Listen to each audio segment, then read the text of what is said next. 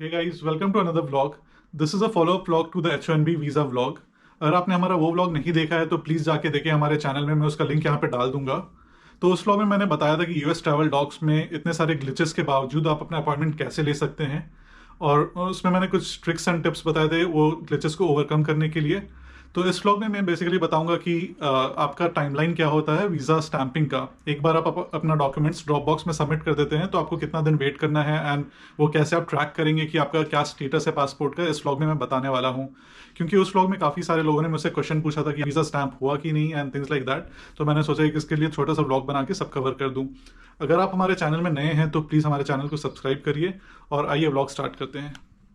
तो हमारा visa appointment था ड्रॉप बॉक्स का 21 मार्च का, एंड 1:45 का हमारा अपॉइंटमेंट था, 1:45 PM का। हम वहाँ पे 1 बजे के अराउंड पहुँच गए थे, एंड वहाँ पे गार्ड ने हमें लाइक 1 बजे ही अंदर जाने दिया था। तो ये ध्यान रखें कि आप बैग नहीं कैरी कर रहे हो। एक फोल्डर में आप सब डॉक्यूमेंट्स ले जा सकते हैं। अगर बैग है तो आपके साथ अगर कोई है तो उनको दे सकते हैं, या फिर वैक के बाहर रहता है लाइक जहाँ आप पैसा दे के अपना सामान रख सकते हैं, बैग वगैरह। मोबाइल कैरी करना अलाउड था, तो मोबाइल आप स्विच ऑफ करके अंदर ले जा सकते हैं। तो 3 मेन डॉक्यूमेंट्स है जो वो मांगते हैं फॉर ड्रॉप बॉक्स। वो है कि प्राइमरी एप्लीकेंट का I-787, प्राइमरी एंड डिपेंडेंट का photo, and primary and dependent का आपका पासपोर्ट। तो ये 3 इंपॉर्टेंट डॉक्यूमेंट्स है जो आपको पक्का से लेके जाना है। एंड आपको अंदर जाके लाइक कुछ वो बस डॉक्यूमेंट चेक करेंगे आपसे, देखेंगे आपका सब वेरीफाई करेंगे कि DS-160 में अपॉइंटमेंट आज का ही है, एंड पासपोर्ट नंबर वगैरह वेरीफाई करते हैं, and that's it, that's the first day. तो आप डॉक्यूमेंट्स वहाँ पे सबमिट कर देते हैं।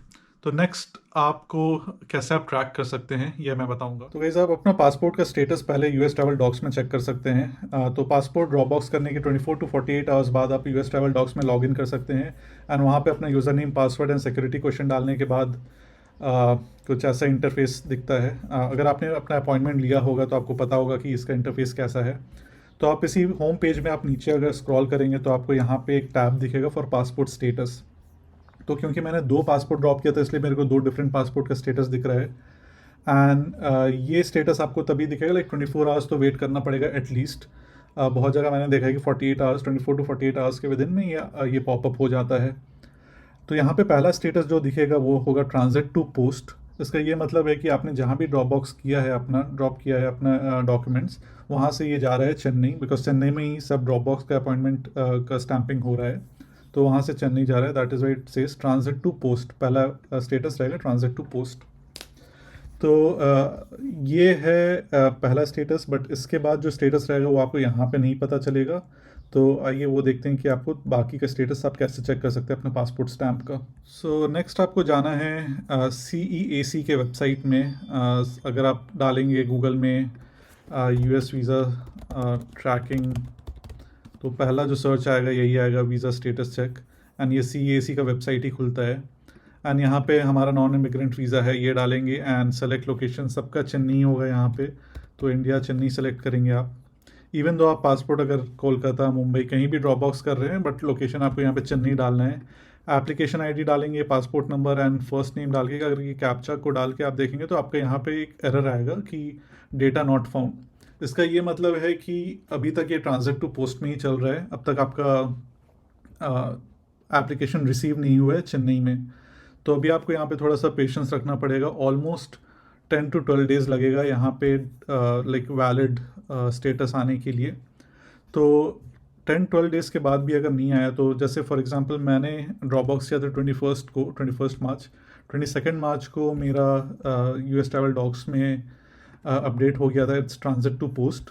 एंड देन 22 मार्च से 2 अप्रैल तक मेरे कोई अपडेट नहीं था मेरे पास। तो अगर आपका 10-12 दिन पास हो गया है एंड अभी तक कोई अपडेट आपको यहाँ पे, अगर आप तब भी लॉगिन नहीं कर पा रहे हैं, कोई अपडेट नहीं मिल रहा है, that what I mean by that is कि आपका यहाँ पे अगर लॉगिन कर रहे हैं, सबमिट कर रहे हैं, तो यहाँ पे आपका लिखा हुआ आता है ऊपर में नो डेटा फाउंड। अगर वैसा तब भी आ रहा है तो एक यहाँ पे हैक है कि आप अपना एप्लीकेशन नंबर डालें and passport and first name की जगह NA डाल दें, दैट्स इट, NA। एंड फिर ये कैप्चा डालेंगे एंड देन सबमिट करेंगे तो तब नो डेटा फाउंड आएगा। एंड देन आफ्टर दैट अगर आप फिर वैलिड पासपोर्ट नंबर डालेंगे एंड देन सरनेम वैलिड डालेंगे विद वैलिड एप्लीकेशन ID, तब आपका पॉपुलेट हो जाता है वो खुद से। तो ये एक सर्टन काइंड ऑफ हैक है जो मैंने भी रेडिट में देखा था। तो ये आप ट्राई कर सकते हैं after like 2 weeks of dropping of. तो फिर यहाँ पे आपका स्टेटस आएगा कि पहला स्टेटस यहाँ पे आता है कि एप्लीकेशन रिसीव्ड 1, जिसको बोलते हैं AR1। तो वो मेरा आ गया था 2 अप्रैल को। एप्लीकेशन रिसीव 1 का ये मतलब होता है कि आपका उन्होंने एप्लीकेशन उनके पास पहुंच गया है, ट्रांसफर टू पोस्ट वाला चीज़ ख़त्म हो गया है, पोस्ट में पहुंच गया है एंड वो सिस्टम में अपडेट कर दिए हैं उन्होंने, तभी आपका यहाँ पे आप ट्रैक कर पा रहे हैं। एप्लीकेशन रिसीव 2 का मतलब है कि आप वो प्रोसेसिंग कर रहे हैं। तो guys after AR1 application received 1, AR2 के लिए 2 से 3 दिन लग रहा है। तो मेरा 2 अप्रैल को AR1 हुआ था एंड देन 5 तारीख को AR2 आ गया था, एप्लीकेशन रिसीव 2। एंड उसके बाद फिर आपको 2 दिन सैटरडे संडे था बीच में, एंड देन उसके बाद मेरा 8 तारीख को स्टेटस अप्रूव दिखा रहा था एंड ये सब CAC के वेबसाइट में था एक्सेप्ट द फर्स्ट स्टेटस। उसके बाद ट्रांसफर टू पोस्ट के अलावा सब चीज़ CAC के वेबसाइट में दिख रहा था। तो 8 तारीख को अप्रूव्ड हो गया था एंड अप्रूव्ड के बाद 9 तारीख को इशूड दिखा रहा था। अप्रूव्ड ऑल्सो डजेंट मीन कि आपका पास आपको स्टैम्प हो गया, H1B अप्रूव हो गया, दैट डजेंट मीन दैट। वो लोग बोलते हैं कि अप्रूव के बाद भी चांसेस है कि वो इशूड में आपको इशू ना करे पास वीज़ा स्टैंपिंग। तो मेरा एक दिन में ही अप्रूव्ड से इशूड में आ गया था एंड देन अराउंड 10th फिर उसके बाद आपका CAC में कोई स्टेटस नहीं रहेगा। Issued is the last status in the CAC website. उसके बाद आपको US वीज़ा शेड्यूलिंग के वेबसाइट में जाके चेक करना होगा। तो उसमें इशूड के बाद मेरा एक दिन में 10th को ही स्टेटस अपडेट चेंज हो गया था, ओरिजिनेटिंग स्कैन। दैट मीन्स कि उन्होंने कोरियर वाले को हैंड ओवर कर दिया या वहाँ से स्कैन हो गया है एम्बेसी से एंड कोरियर वाले ने पिक कर लिया है। एंड इसके बाद आप ब्लू डार्ट के वेबसाइट में जाके आप ट्रैक कर सकते हैं। अभी मैं दिखाता हूँ वो आप कैसे कर सकते हैं। तो ये है ब्लू डार्ट का ट्रैकिंग वेबसाइट। तो इसमें यहाँ पे राइट साइड में आपको 2 ऐसे ट्रैकिंग का एक टैब दिखता है।